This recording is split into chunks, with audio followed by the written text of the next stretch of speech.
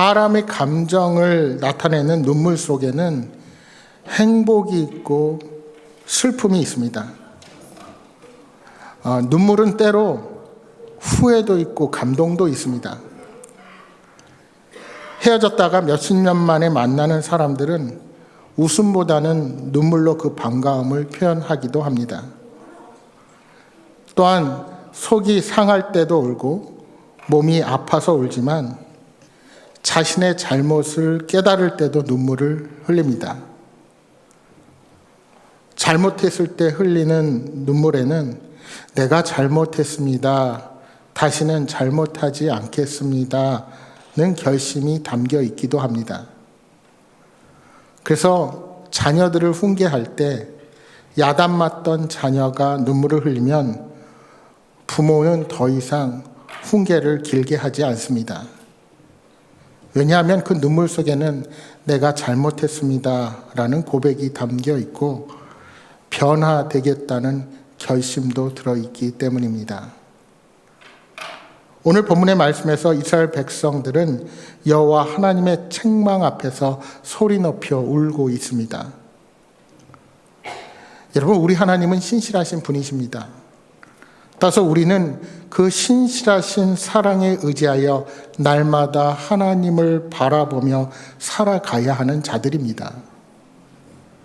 그런데 문제는 그 하나님의 말씀을 잊어버리고 세상의 헛된 곳으로 우리의 시선을 돌리고 살아갈 때가 많다는 것입니다.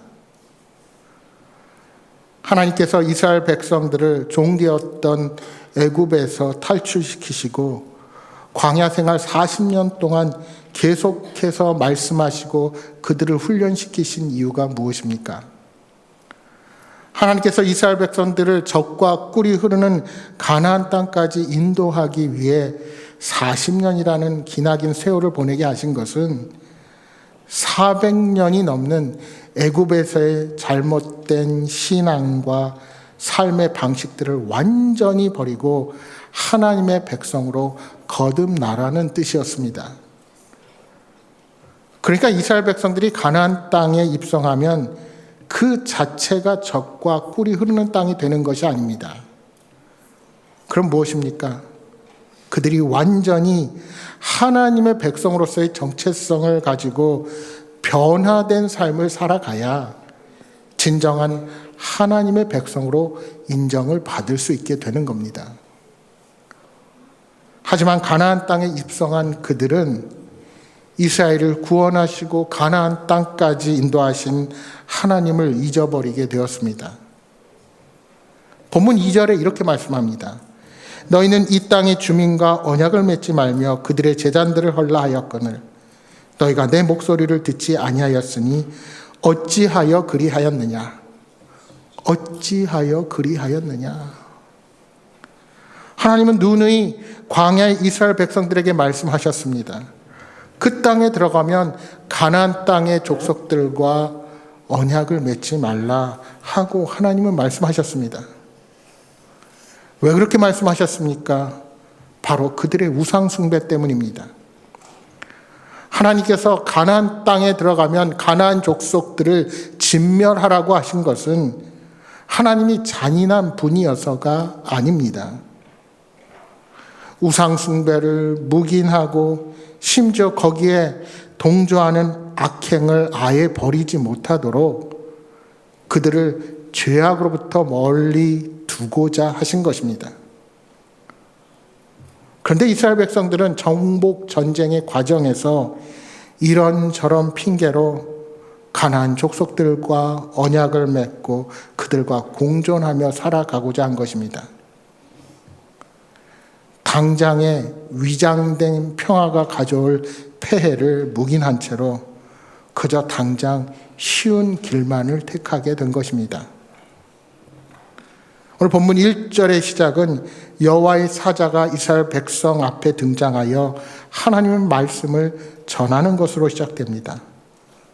특별히 그 사자가 길갈에서부터 복임으로 올라와 말했다는 것 자체가 지금의 이스라엘의 영적인 상태를 상징적으로 표현한다 할 수 있습니다. 여러분, 길갈이 어디입니까? 출애굽 당시에 이스라엘 백성이 언약궤를 들고서 요단강을 건널 때 물이 갈라지고 그것을 건넌 것을 기념하면서 12돌을 쌓은 곳이 길갈입니다.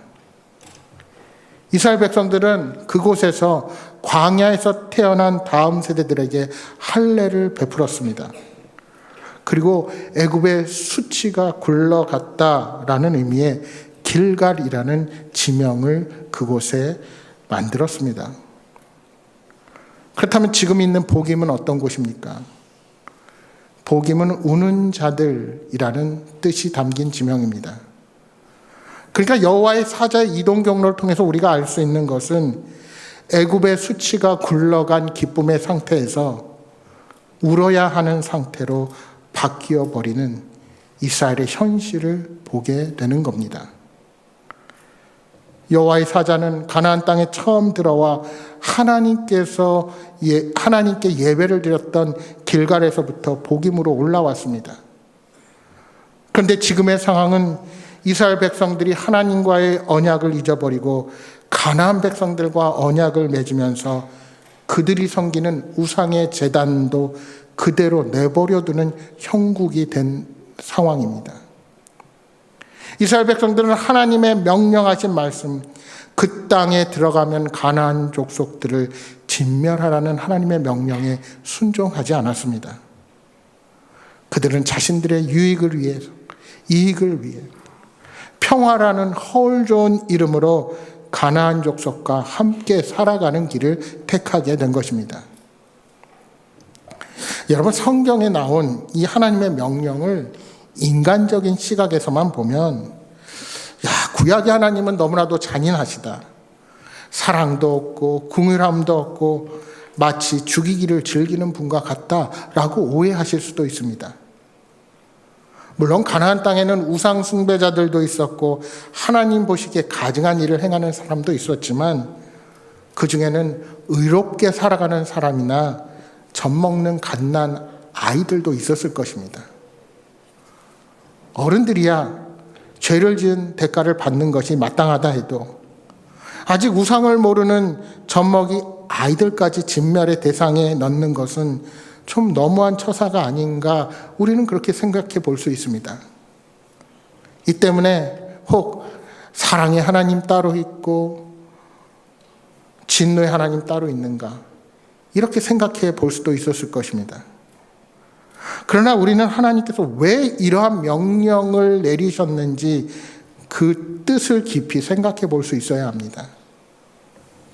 이제 하나님은 그들의 불순종한 결과로 가나안 주민들을 그 땅에서 쫓아내지 않으시고 이스라엘 백성들에게 고통을 주는 도구로서 사용하십니다. 본문 3절 말씀해 보시면 가나안 족속들은 이스라엘 백성들의 옆구리에 가시가 될 것이며 가나안의 우상들은 이스라엘의 올무가 되리라고 표현하고 있습니다. 여러분, 이것은 무서운 저주입니다. 이 저주를 자세히 한번 살펴보십시오. 복을 주시겠다는 하나님의 약속이 저주로 바뀌게 된 것입니다. 순종했다면 하나님의 많은 복이 임했을 것을 불순종했기에 그들에게 저주가 내린 것입니다. 여러분, 이것은 하나님이 처음 하신 말씀이 아닙니다. 오래전 출애굽 시대부터 이미 했던 말씀이십니다. 그래서 신명기 28장 말씀해 보시면 복과 저주의 말씀이 확연히 나와 있습니다. 순종하면 들어가도 복을 받고 나가도 복을 받을 것이지만 순종하지 않는다면 무서운 저주를 받을 것이라고 분명히 말씀하셨습니다. 40년이라는 기나긴 광야의 훈련 시간 속에서 이제 젖과 꿀이 흐르는 땅으로 들어오게 되었는데 불순종으로 인하여 다시 흑암의 시대를 맞이하게 된 것입니다. 여러분, 사실 가나안을 젖과 꿀이 흐르는 땅이라고 표현하는 것은 단순히 지리적인 고증에서 나온 말이 아닙니다. 물론 그 주변에 물이 없는 광야나 골짜기에 비해서는 농사를 짓고 열매를 맺을 수 있는 좋은 땅들이 그들에게 주어졌습니다. 그러나 그것만 가지고 그 땅을 젖과 꿀이 흐르는 땅이라고 부르기에는 과장된 측면이 많이 있습니다. 만약에 이스라엘의 건기와 우기에 일조량과 비가 충분치 못하자면 당시의 농사 방법만 가지고로서는 많은 수확을 거둘 수가 없어서 하늘을 바라보면서 하나님이 도와주시기를 간구할 수밖에 없었습니다. 따라서 젖과 꿀이 흐른다는 것은 좋은 토지와 기후 조건을 말하는 것이 아니라 하나님의 통치를 말하는 천국을 상징하는 것입니다. 그래서 하나님께서 하라고 하신 것과 하지 말라고 하신 것이 그대로 이루어지는 것이 바로 젖과 꿀이 흐르는 땅입니다. 말하자면 그것은 하나님의 손길이 미치는 곳이요 하나님의 보호하심이 있는 장소를 뜻합니다. 따라서 이스라엘 백성들에게 요구되는 것은 천국에 들어가기 위한 온전한 믿음과 하나님에 대한 철저한 신뢰입니다. 하나님의 말씀대로 순종하는 사람만이 그 땅의 삶에서 승리할 수 있게 되는 것입니다. 그래서 약속의 땅 가나안에는 하나님의 온전한 통치권이 구석구석까지 미쳐야 합니다. 다른 것이 있어서는 안 됩니다. 하나님의 다른 명령, 다른 주인이 있으면 안 되기에 하나님은 그 가나안 땅의 모든 거민을 진멸하라고 명령하셨던 것입니다. 우상 숭배의 씨앗을 남겨두면 마치 곰팡이가 피어서 어느새 모든 것을 번지고 마는 것처럼 이스라엘 백성들이 하나님을 떠나게 될 것을 경고한 것입니다. 따라서 완전히 제하고 완전히 버려야 합니다. 여러분, 오늘 우리가 살아가는 세대가 그렇지 않습니까? 많은 그리스도인들이 하나님의 말씀을 현실적으로 생각해보고 지금의 상황이 맞으면 믿고 현실에 맞지 않으면 적당히 믿고 타협하는 경향이 있습니다. 조금씩 타협하고 이 정도쯤이야 하는 생각들이 우리의 신앙을 무너뜨리는 원인이 되는 것입니다. 제가 어릴 적에 우리 부모님께서 부부싸움을 하시는 이유는 단 한 가지였습니다. 지금이야 제 아버님이 장로로 은퇴하시고 원로 장로가 되어서 계십니다마는 본래 아버지는 젊은 시절에 카톨릭에서 영세를 받으시고 어머니를 만나서 결혼하신 후에 입교하시고 비로소 신앙생활을 시작했던 분이십니다. 그 당시에 벌써 돌아가신 저의 외할아버지는 교회를 세우신 것과 다르게 우리 아버지 집안은 신앙생활을 시작하는 분이 아버지가 처음이셨습니다. 그렇다면 어느 정도 어머니가 신앙적인 측면에서 이해도 하시고 양보도 하실 것 같은데 늘 부부싸움과 말다툼은 오직 하나 신앙이 주제였습니다.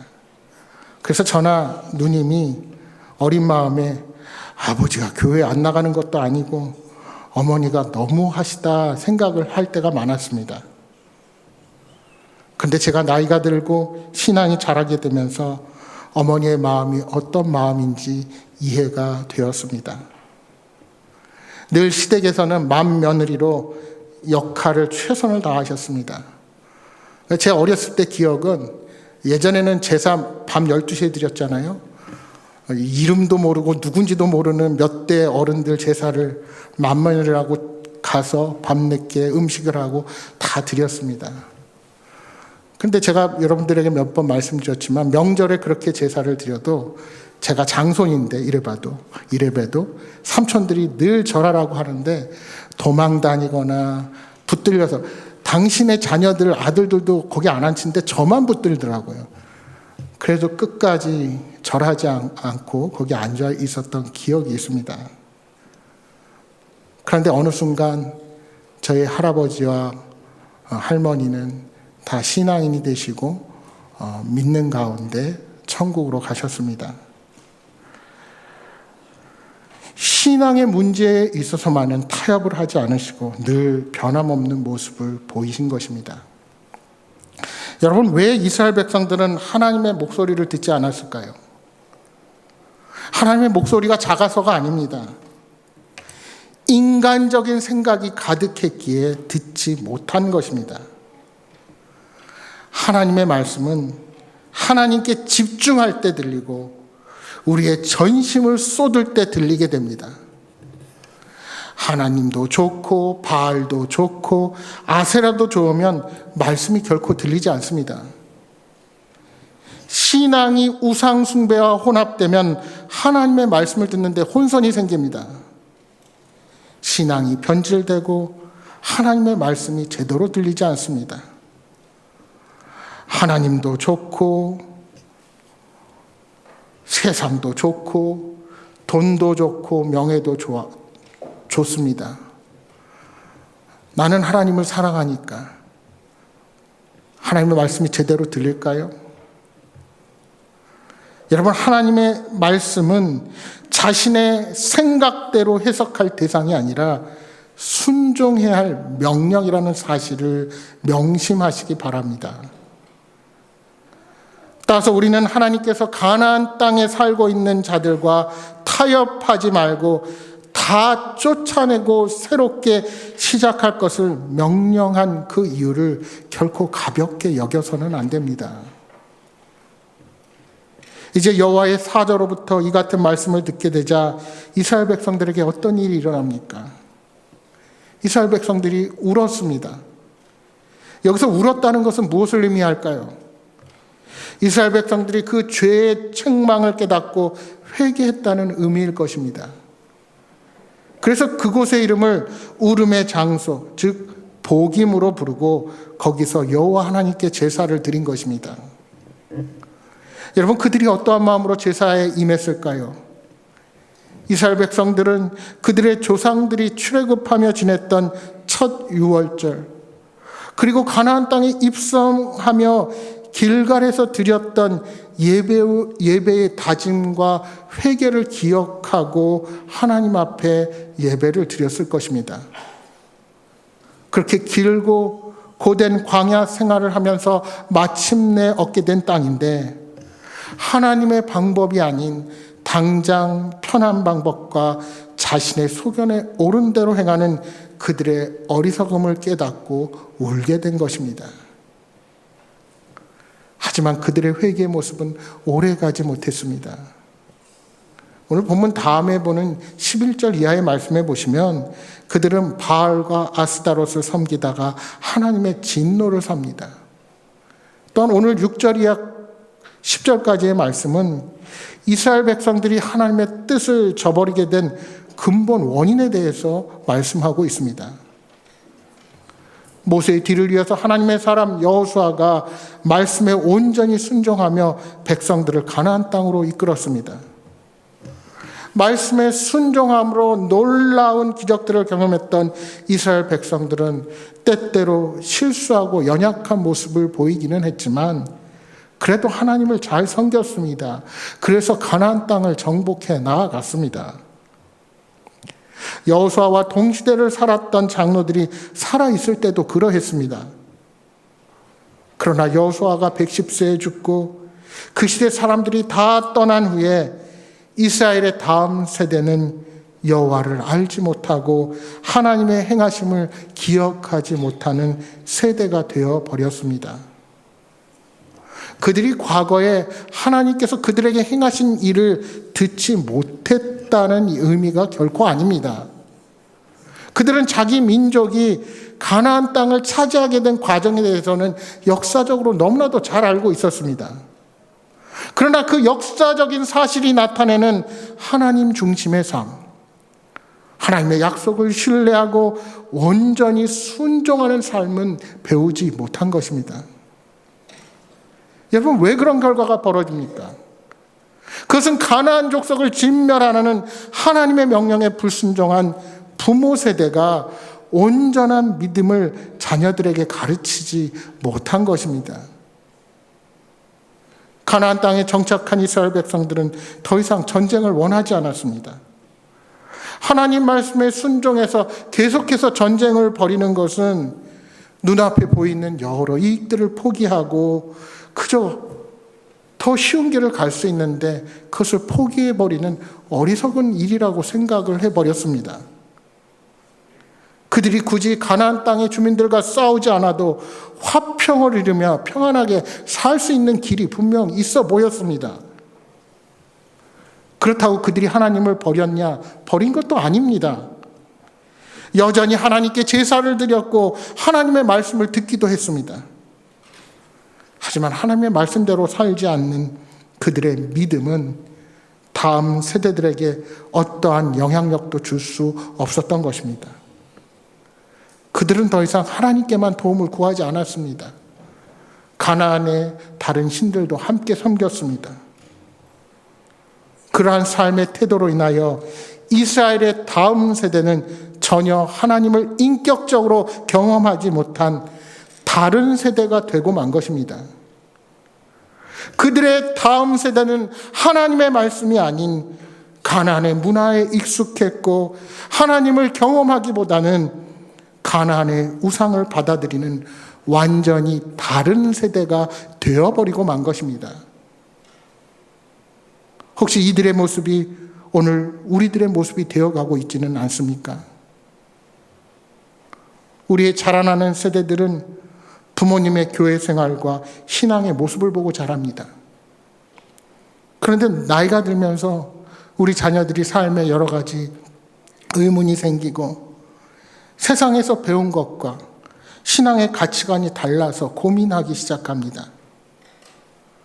그럴 때 우리의 다음 세대들은 부모님들의 모습 속에서 그 해답을 찾고자 할 것입니다.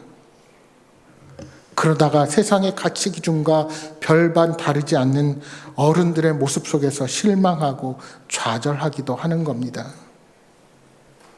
그 결과 신앙을 떠나 세상의 문화와 세상의 가치관에 따르며 하나님이 아는 다른 곳에 시선을 두며 우상을 섬기는 자들이 되고 마는 안타까운 현실인 것입니다. 여러분, 가나안 족속을 진멸하라는 하나님의 명령에 불순종한 부모 세대가 다음 세대에게 온전한 믿음을 가르치지 못한 것은 어찌 보면 너무나도 당연한 결과였습니다. 그렇게 하나님을 믿고 순종하는 법을 배우지 못한 세대는 우상 숭배라는 지독한 악에 빠지고 만 것입니다. 여러분이 무엇에 마음을 두고 있느냐, 그것에 따라 우리 아이들도 그곳에 마음을 두게 될 것입니다. 그렇습니다. 자녀들은 부모의 말이 아니라 부모의 뒷모습을 보고 인생을 배웁니다.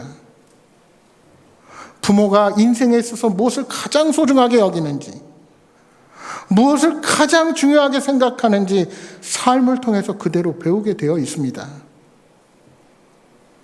따라서 우리는 온전히 하나님의 말씀에 순종함으로 말과 행동이 일치하는 훈련에 애를 써야 합니다.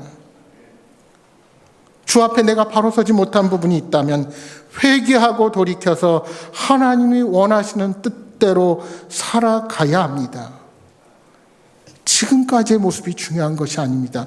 지금부터 내가 어떻게 하나님 앞에 인격적으로 서느냐, 자녀들은 그 부모님의 진심을 보게 될 것입니다. 그것이 바로 하나님이 약속하신 복을 우리와 우리의 다음 세대가 이어갈 수 있는 유일한 방법입니다. 사랑하는 여러분, 하나님의 말씀을 거역하는 이 세대 가운데 세상과 타협하는 어리석음을 더 이상 보이지 마시기 바랍니다. 신앙은 결단입니다.